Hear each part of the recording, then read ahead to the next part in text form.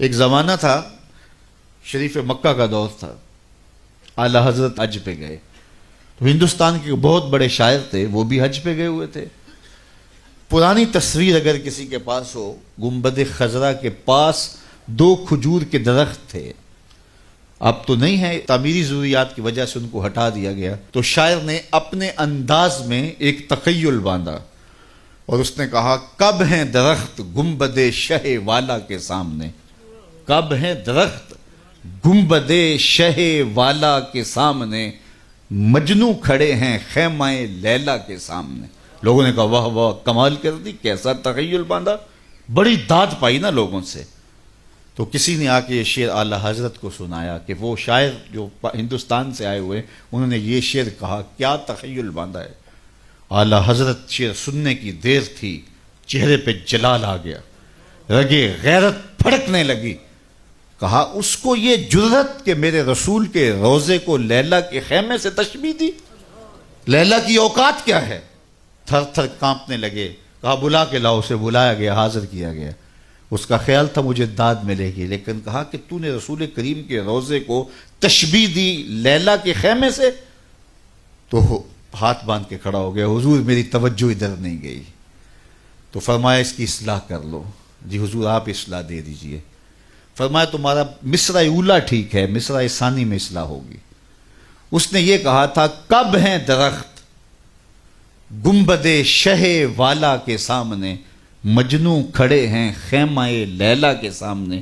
تو اعلیٰ حضرت نے اصلاح دی، کب ہیں درخت گنبد شہ والا کے سامنے، قدسی کھڑے ہیں عرش معلیٰ کے سامنے، قدسی کھڑے ہیں عرش معلیٰ کے سامنے۔ سخن و شاعری شہر یار اپنی جگہ، نعت کہنے کو احمد رضا چاہیے۔ تو کعب بن زہیر انہوں نے کیا کہا، ان الرسول لنور یستضاء بہ محند سیف من سیوف الہند مسلول۔ تو حضرت کعب بن زہیر نے وہاں کھڑے کھڑے حضور کی شان میں ایک طویل قصیدہ جو بانت سعاد کے نام سے معروف ہوا۔ جب یہ قصیدہ پڑھ چکے تو آقا کریم علیہ السلام نے اپنی چادر اتار کے کعب بن زہیر کو دے دی۔ اس لیے ہم یہ کہتے ہیں کہ اگر آپ ثنا خاں کو بلائیں، نعت خاں کو بلائیں، تو اس کو بعد میں آپ نذرانہ دے سکتے ہیں، اس کو جو ہے وہ آپ چادر دے سکتے ہیں، اس کو جبہ دے سکتے ہیں، اس کی جو خدمت کرنا چاہے کر سکتے ہیں۔ یہ میرے حضور کا طریقہ ہے، لیکن یہ تماشا نہ لگائیں، یہ برستے ہوئے نوٹ اور پھر یہ جو رنگ ڈھنگ ہمارے سٹیجوں کے اوپر ہوتا ہے، اور جس شعر پہ نوٹ آ رہے ہوتے ہیں وہ شعر بھی 6 بار پڑھا جاتا ہے۔ وہ کہتے ہیں یہ شعر چودھری صاحب کے نام اور سارے شعر حضور کے نام، چودھری صاحب کے نام کوئی شعر نہیں، سارے شعر میرے حضور کے نام ہوتے ہیں۔ نعت کا ایک ایک مصرع، ایک ایک لفظ، ایک ایک حرف اور ایک ایک نقطہ میرے حضور کے نام ہے۔ پورا شعر نام کر دیا، کیوں؟ اس نے ذرا پیسے زیادہ دے دیے تو اس کے نام ہی شعر ہو گیا۔ یہ کون ہوتا ہے اس کے نام شعر کرنے والا؟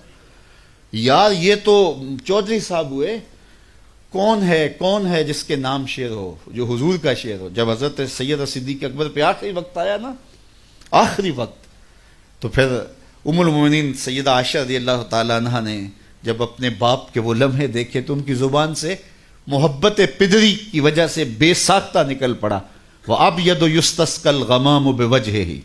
یہ حضرت نبی رحمت کے چچا جان نے حضور کے لیے یہ ایک شعر کہا تھا، تو چہرہ اس طرح تم تما رہا تھا، تو یہ مصرع ان کی زبان پہ آ گیا۔ تو حضرت صدیق اکبر اس وقت سانس آپ کی ٹوٹ رہی تھی، ایسے سر کیا اور کہا، ذاک رسول اللہ، یہ ابو بکر کی شان نہیں، یہ میرے رسول کی شان ہے۔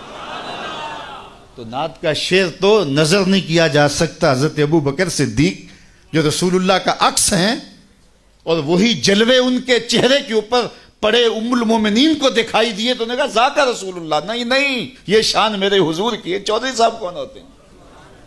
لیکن اللہ برا کرے دولت کی محبت کا، اس نے عقیدے چھین لیے، قدریں پامال کر دی۔